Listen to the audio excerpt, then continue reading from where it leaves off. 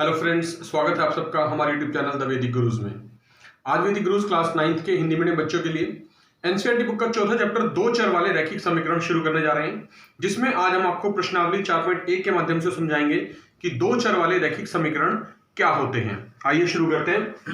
देखिए, पहला प्रश्न है प्रश्नावली 4.1 का। एक नोटबुक की कीमत एक कलम की कीमत से दोगुनी है। हमें दिया हुआ है नोटबुक की कीमत जो है, प्राइस उसका एक कलम की कीमत से दोगुनी है, यानी नोटबुक जो है वो कलम की कीमत से दो गुना ज्यादा महंगी है। हमें इस कथन को निरूपित करने के लिए दो चर वाला एक रैखिक समीकरण लिखना है। तो सबसे पहले देखिए, मान लेते हैं दो चर x और y। कैसे मानेंगे? मान लीजिए, आप लिखेंगे, मान लीजिए एक कलम की कीमत, कलम की कीमत मान लेते हैं हम x रुपए। ये हमारा पहला चर हो गया। फिर लिखेंगे तो एक नोटबुक की कीमत क्या होगी? नोटबुक की कीमत, प्रश्न में लिखा है कि जो नोटबुक है वो कलम से दोगुनी है, तो हम पहले यहां पर नोटबुक की कलम कीमत को भी हम y मान लेते हैं, y रुपए है। अब लिखेंगे हम प्रश्नानुसार। प्रश्नानुसार देखिए, हमने क्या किया, हमने दो चर मान ली, एक x और एक y। कलम की कीमत को x मान लिया, नोटबुक की कीमत को y मान लिया। प्रश्न में लिखा है जो नोटबुक की कीमत है, यानी कि जो y है वो क्या है, बराबर है कलम की कीमत से दोगुना। दुगुना मतलब कलम की अगर x है तो दुगनी यानी कि 2x, तो y बराबर 2x। ये देखिए आपके पास एक ये रैखिक समीकरण आ गया जिसके अंदर दो चर है x और y। आप चाहे तो इस y को उधर ले जा सकते हैं, 2x, ये प्लस का y उधर जाके माइनस y बचेगा, बराबर में 0। तो 2x माइनस y बराबर 0 के रूप में आप दो चर वाला रैखिक समीकरण निरूपित कर सकते हैं। दूसरा प्रश्न कर रहे हैं प्रश्नावली 4.1 का। निम्नलिखित रैखिक समीकरण, रैखिक समीकरण हमें दे रखे हैं प्रश्न में। ये हमारा एक सामान्य रैखिक समीकरण होता है, ax जमा by जमा c बराबर 0। इसके रूप में व्यक्त करने हैं। किसी भी रैखिक समीकरण को आप ax जमा by जमा c के रूप में व्यक्त कर सकते हैं। हमने इस रूप में व्यक्त करने हैं और प्रत्येक स्थिति में जो ये हमारे पास a, b और c लिखे हैं, इनके हमें मान बताने हैं। तो देखिए, पहले भाग से शुरू करते हैं। फर्स्ट पार्ट कर रहे हैं, सेकंड क्वेश्चन का लिखा है 2x जमा 3y बराबर 9.35 बार लगा हुआ इसके ऊपर। सबसे पहले जो ये कांस्टेंट टर्म है, अचर पद, इसको हम इधर लेके आएंगे क्योंकि बराबर में 0 होना चाहिए। 2x जमा 3y, ये प्लस का है तो इधर आके माइनस का बन जाएगा। 9.35 इसके ऊपर बार लगा देंगे और बराबर में 0। अब इसकी तुलना करनी है हमने, ax जमा by जमा c बराबर 0 से आप लिख देंगे तुलना करने पर। हमने इस समीकरण से इसकी तुलना करनी है। देखिए, जो x का गुणांक है, मतलब x के साथ जो लिखा है वो a है, तो यहां x के साथ x का गुणांक क्या लिखा है, 2, तो a बराबर हो गया 2। y के साथ जो लिखा है वो b होता है, तो y के साथ जो लिखा है वो y का गुणांक हो गया b, यानी b बराबर 3। और c बराबर जो कांस्टेंट टर्म है, अचर पद, ये पूरा का पूरा -9.35 और उसके ऊपर बार। तो ये हमने a, b और c के मान ज्ञात कर दिए पहले भाग के लिए। अब यही दूसरे भाग के लिए देखते हैं। दूसरे भाग में x माइनस y बटे 5 माइनस 10 बराबर 0 है। आपने इसकी तुलना करनी है किससे, ax जमा by जमा c बराबर 0 से आप लिख देंगे तुलना करने पर। तो जब तुलना करेंगे तो x के साथ जो कुछ भी लिखा है वो a है, यानी x का गुणांक। यहां x के साथ क्या लिखा है, 1 मान सकते हैं आप, क्योंकि 1 से गुना करने पर x को x ही आएगा, तो a बराबर 1 हो गया, a का मान।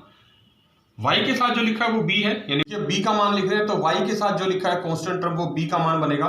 तो y के साथ यहाँ देखिए, ये -1/5 आप देख सकते हैं y के साथ लिखा है, तो ये y का गुणांक जो होता है उसको b बोलेंगे, यानी b का मान आ गया -1/5। और c का मान कांस्टेंट टर्म अचर पद, यानी कि -10। तो इस प्रकार हमने abc के मान बता दिए दूसरे भाग के लिए भी।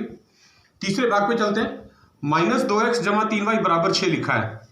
सबसे पहले आपको -2x जमा 3y, जो 6 है बराबर में, इसको इधर लेके आएंगे, माइनस का बन जाएगा, बराबर में 0 करना है। उसके बाद इसकी तुलना करनी है किससे, ax जमा by जमा c बराबर 0 से तुलना करने पर आप लिख देंगे, क्योंकि हमें प्रश्न में यही कहा गया कि आपने इससे तुलना करनी है इसकी। तो x का गुणांक यानी x के साथ जो लिखा है वो a है, तो क्या लिखा है -2 यानी a बराबर -2। y का गुणांक b यानी y के साथ जो लिखा है वो है 3, तो b बराबर 3 आ गया आपके पास। और अचर पद c कांस्टेंट टर्म वो ये है -6। दूसरे प्रश्न का चौथा भाग कर रहे हैं। x बराबर 3y लिखा है। सबसे पहले आपने क्या करना है, इस 3y को इधर लेके आना है, x - 3y बराबर 0। अब इसकी तुलना करनी है हमने किस चीज से, ax जमा by जमा c बराबर 0 से तुलना करने पर।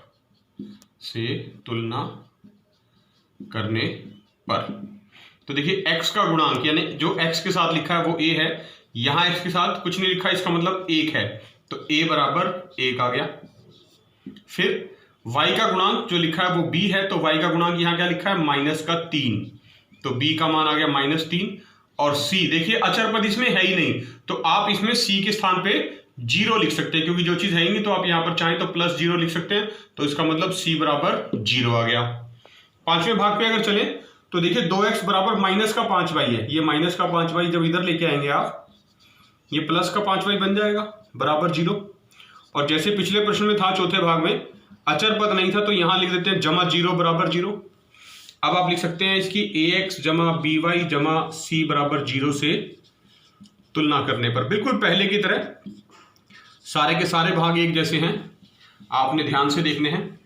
x के साथ जो लिखा है वो x का गुणांक है यानी कि a, यहां पर 2 है, तो तुलना करने पे a बराबर 2 आया। y का गुणांक को b बोलते हैं, तो b बराबर 5 आया। और c जो है वो अचर पद कांस्टेंट टर्म वो यहां है ही नहीं कुछ भी, हमने 0 लिखा था, तो c बराबर 0 आ गया। इसी प्रकार देखिए छठा भाग चलते हैं।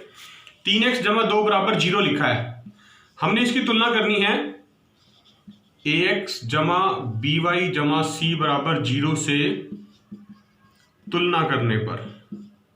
हमने लिख दिया यहां पर, इससे तुलना करनी है इसकी, लेकिन इसमें y वाला पद नहीं है, तो आप उसको ऐसे लिख सकते हैं 3x जमा 0y जमा 2 बराबर 0। 0 के साथ लिख लिया y, क्योंकि 0 से गुणा करके 0 ही हो जाएगा। तो x का गुणांक a होता है, यहां पर कितना है 3, तो a बराबर 3 आ गया। y का गुणांक b होता है, यानी y के साथ यहां पर क्या लिखा था 0, हमने अपनी तरफ से लिखा था, तो मतलब b का मान 0। और c अचर पद कांस्टेंट टर्म यानी कि 2, तो c बराबर 2 आ गया। इसी प्रकार चलते हैं सातवें भाग की तरफ। y - 2 बराबर 0 लिखा, इसको भी आप ऐसे लिख सकते हैं 0x जमा खाली y लिखा है 1y लिख सकते हैं, -2 बराबर 0। अब आप लिख देंगे ax जमा by जमा c से तुलना करने पर। देखिए सभी प्रश्न एक जैसे हैं, आपने ध्यान से समझने हैं। और x का गुणांक a है, तो यहां पर क्या होगा, a का मान 0, b का मान y का गुणांक यानी जो y के साथ लिखा है वो ये रहा 1, तो b का मान आ गया 1। और c अचर पर यानी कांस्टेंट टर्म वो ये हो गई -2। इसी प्रकार आठवां भाग देखते हैं। आठवें भाग में 2x बराबर 5 लिखा है, ये 5 उधर जाके माइनस का बन जाएगा, 2x - 5 बराबर 0। इसमें y वाला पद नहीं है, आप अपनी तरफ से लिख सकते हैं 0 से गुना करके 0 × y -5 बराबर 0। अब ax जमा by जमा c से तुलना कर देंगे पहले की तरह से तुलना करने पर। तो x का जो गुणांक है वो a हो जाएगा आपका, यानी a का मान आ गया 2 यहां से, तो a बराबर 2। y का गुणांक b होता है, यहां पर y का गुणांक 0 है, तो b बराबर 0 आ गया।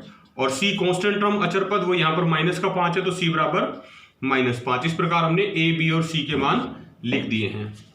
तो देखा बच्चों आपने, ये थी क्लास 9 के लिए चौथे चैप्टर की एनसीईआरटी बुक की प्रश्नावली 4.1, जिसके हमने दोनों सवाल आपको आज हल करके दिखा दिए हैं। आपने इस वीडियो को बार बार देखना है, सभी सवालों को अच्छी प्रकार से समझना है, और 2 चर वाले रैखिक समीकरण में आप a, b, c के मान किस प्रकार ज्ञात करने हैं ये सीखना है।